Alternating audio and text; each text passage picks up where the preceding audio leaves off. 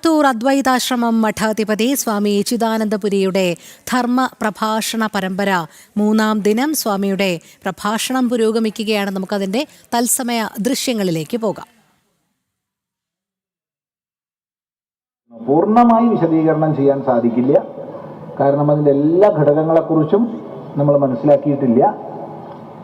പറയുന്നത് ആധികാരികമായിരിക്കണം, നാളെ മാറ്റി പറയാനിടയാവരുത്. എന്നാൽ മനസ്സിലാക്കിയെടുത്തോളം മഹാമാഘമകം മഹോത്സവം നിർത്തിവെക്കാനുള്ള ഒരു ഉത്തരവും വന്നിട്ടില്ല. എന്നാൽ അതിലേക്ക് നയിക്കുന്ന ഒരു ഉത്തരവ് വന്നിട്ടുണ്ട്. ആ ഉത്തരവ് തിരുനാവായയിൽ ചെയ്തുകൊണ്ടിരിക്കുന്ന നിർമ്മാണ പ്രവർത്തനങ്ങൾ നിർത്തിവെക്കാനാണ് വില്ലേജ് അധികാരികൾ ഉത്തരവിട്ടത്. അപ്പൊ നിർമ്മാണ പ്രവർത്തനങ്ങൾ നിർത്തിവെക്കാൻ ഉത്തരവിട്ടു. അത് മൊത്തം തടയുന്നതിന്റെ മുന്നോടിയായിട്ടാണ് നമ്മൾ മനസ്സിലാക്കുന്നത്. ഇപ്പോ മുഴുവൻ തടഞ്ഞിട്ടില്ല. അപ്പൊ നിർമ്മാണ പ്രവർത്തനങ്ങൾ എന്ന് പറഞ്ഞാൽ അവിടെ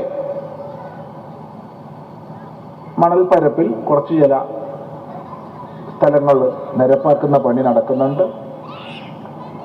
തിരുനാവായയുടെ ഈ ഭാഗത്തു നിന്ന് മറ്റേ കരയിലേക്കുള്ളൊരു താൽക്കാലിക പാലത്തിന്റെ നിർമ്മാണം നടക്കുന്നുണ്ട്. ഈ 2 നിർമ്മാണങ്ങളും നിർത്തിവെക്കാനാണ് പറഞ്ഞിട്ടുള്ളത്. എന്നാലും സ്വകാര്യ സ്ഥലത്ത് വേറെ നിർമ്മാണങ്ങൾ നടക്കുന്നുണ്ട്. അത് നിർത്തിവെക്കാൻ പറഞ്ഞിട്ടില്ല. ഇപ്പോഴത്തെ നിലയ്ക്ക് മാഘമക മഹോത്സവം നിർത്തിവെക്കാൻ പറഞ്ഞിട്ടില്ല. എന്ന് മാത്രമല്ല, നമ്മൾ ഇന്നലെ ഇവിടെ നിന്ന് പോയതിന് ശേഷം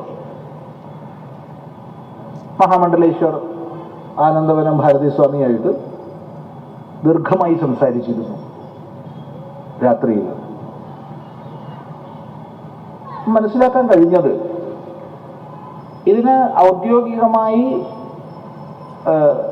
വാങ്ങേണ്ടുന്ന അംഗീകാരങ്ങൾക്കൊക്കെ യഥാസമയം അപേക്ഷ കൊടുത്തിട്ടുണ്ടെന്നും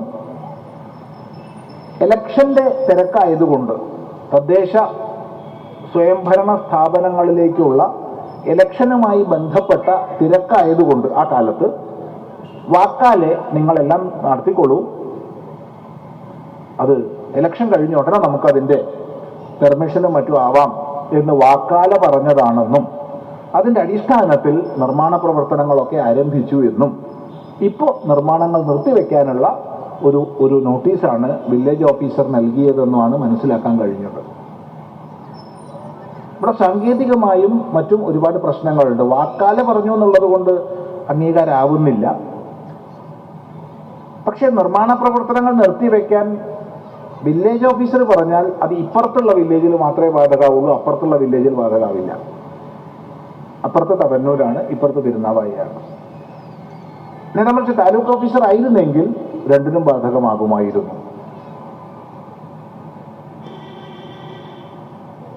ഏതായാലും ആവേശത്തോടു കൂടി അവിടെ തുടങ്ങാൻ ആരംഭിച്ച കാര്യക്രമം നടത്തും എന്നുള്ള നിലയ്ക്ക് തന്നെയാണ് സംഘാടകർ മുന്നോട്ട് നീങ്ങിക്കൊണ്ടിരിക്കുന്നത്.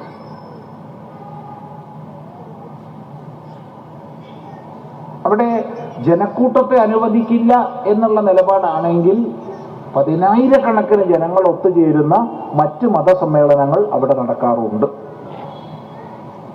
10,000 ഒത്തുചേരുന്ന മതസമ്മേളനങ്ങൾ ആ പ്രദേശത്ത് പ്രതിവർഷം നടക്കാറുണ്ട്. അതിന് യാതൊരു തടസ്സവും ജനത്തിരക്ക് മുൻനിർത്തി ആരും കൽപ്പിക്കാറില്ല. മറ്റ് നിയമപരമായി എന്തൊക്കെയാണ്, എങ്ങനെയൊക്കെയാണ് എന്നുള്ളതിനെ കുറിച്ച് ഈ വേദിയിൽ പറയാൻ നമുക്ക് സാധ്യമല്ല. കാരണം ഒന്ന്, ആധികാരികമായി പഠിച്ചിട്ട് മാത്രമേ പറയാൻ പറ്റൂ. അപ്പൊ ഇപ്പോഴത്തെ നിലയ്ക്ക് ഭംഗിയായി അത് നടക്കും എന്ന് തന്നെയാണ് ഇപ്പോഴത്തെ അവസ്ഥയിൽ സമാജത്തിന് മുമ്പാകെ പറയാനുള്ളത്.